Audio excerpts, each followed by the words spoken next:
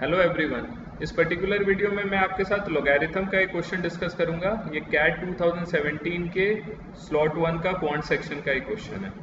इसमें हमें क्या गिवन है, log root 5 to the base 0.008 plus log 81 to the base root 3 minus 7 is equal to, इसकी value find out करनी है। तो इसमें ये जो तीन टर्म्स हैं, ये तो देखो, ये तो -7 है, इन दोनों को मैं सिंप्लीफाई करता हूँ, फर्स्ट और सेकेंड टर्म्स को। तो ये हमें गिवन है log root 5 to the base log root 5 to the base 0.008। इसको हम देखो फर्दर कैसे लिख सकते हैं। इसको हम ऐसे लिख सकते हैं, log root 5 upon log 0.008 to any common base. इन दोनों का कोई भी कॉमन बेस आप ले सकते हो। से मैंने 10 ले लिया, आप कुछ भी ले सकते हो, बेस कॉमन होना चाहिए। जैसे इसका ये मतलब, ये आपको प्रॉपर्टी हमेशा लॉगरिथम का पता होना चाहिए, log m to the base n। इसको आप हमेशा लिख सकते हो log m upon log n to any common base. से यहाँ पर a और a ले लिया, कोई भी कॉमन बेस आप ले लो और आप इसको ऐसे लिख सकते हो। तो इस प्रॉपर्टी का मैंने यूज किया तो मेरे पास ये आ गया। अब log 5 को मैं क्या लिख सकता हूं, अगर आप इसको फर्दर सिंप्लीफाई करोगे, रूट 5 को मैंने लिख दिया 5 raise to the power half.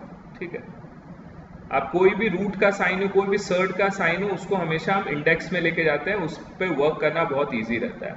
मैं यहाँ पर बेस नहीं लिख रहा हूँ, बेस दोनों में कॉमन है, मैं बेस यहाँ पे मैंने नहीं लिखा है, तो यहाँ पर हो गया। तो ये अंडरस्टूड है कि दोनों में सेम बेस है। अब 0.008 को मैं क्या लिख सकता हूँ, तो हम 0.008 को हम कैसे लिख सकते हैं। से अगर आप यहाँ पे देखोगे 0.008, इसको हम लिख सकते हैं 8/1000। अगर आप 8 से डिवाइड करोगे 125, तो 1 अपॉन, अगर यहाँ पे देखोगे न्यूमरेटर में 5 है, अगर 125 को 5 के टर्म्स में आप करोगे तो 5 क्यूब हो गया, 1 अपॉन 5 क्यूब हो गया। इसको हम क्या लिख सकते हैं, 5 रेज टू द पावर -3। तो मैंने यहाँ पे 0.008 को क्या लिख दिया, log 5 raise to the power -3, मैंने ऐसे लिख दिया। तो इसको हम फर्दर क्या लिख सकते हैं, आपको ये भी प्रॉपर्टी पता होनी चाहिए, कभी भी log m raise to the power n है, इसको आप हमेशा क्या लिख सकते हैं, n log m लिख सकते हैं। n आगे आ जाएगा n इंटू, इसका ये मतलब होता है n इंटू log m। यहाँ पे बेस कुछ भी हो, से a है, तो log m raise to the power n to the base है, इसको आप हमेशा लिख सकते हो n into log m to the base है।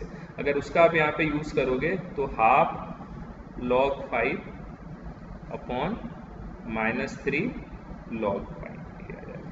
log 5 से log 5 कैंसिल हो जाएगा, इन दोनों का कोई सेम कॉमन बेस होगा, तो इसकी वैल्यू आ गई -1/6।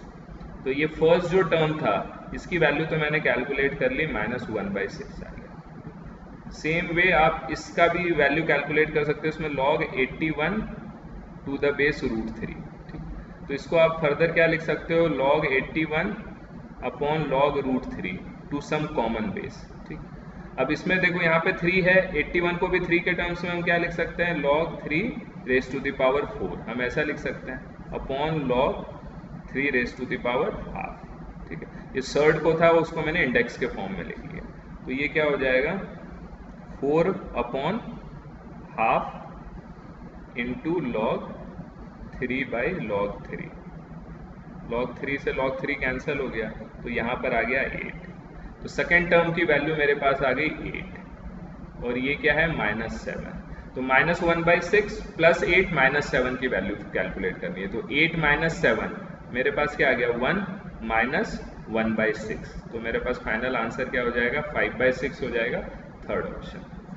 तो आप देखोगे लॉगरिथम के क्वेश्चन बहुत ही कॉमन है कैट में, यूजुअली हर साल दोनों स्लॉट्स में आते हैं क्वेश्चन, और आपको इसमें अगर बेसिक पता है, लॉगरिथम के क्वेश्चन हमेशा डूएबल होते हैं और आपके आंसर आप निकाल सकते हो लॉगरिथम। आपको जैसे बेसिक नॉलेज होनी चाहिए लॉगरिथम के, आपको फॉर्मूलेस पता होने चाहिए। जैसे आपको इस पर्टिकुलर क्वेश्चन में सिर्फ 2 का यूज हुआ है, आपको ये पता होना चाहिए log m to the base n को आप हमेशा log m/log n लिख सकते हो टू सम कॉमन बेस, और log m raise to the power n to the base a को आप हमेशा लिख सकते हैं n into log m to the base a।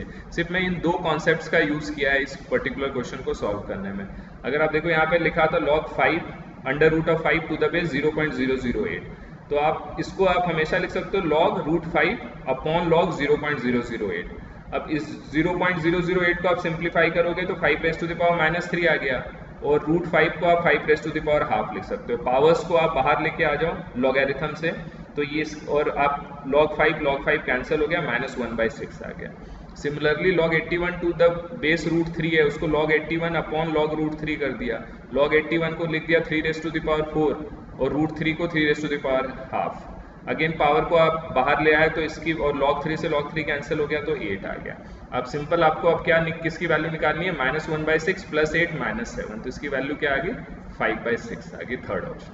तो ये कॉन्सेप्ट यूज करके आप इस क्वेश्चन को इजी वे में सॉल्व कर सकते हो। Thank you so much for watching.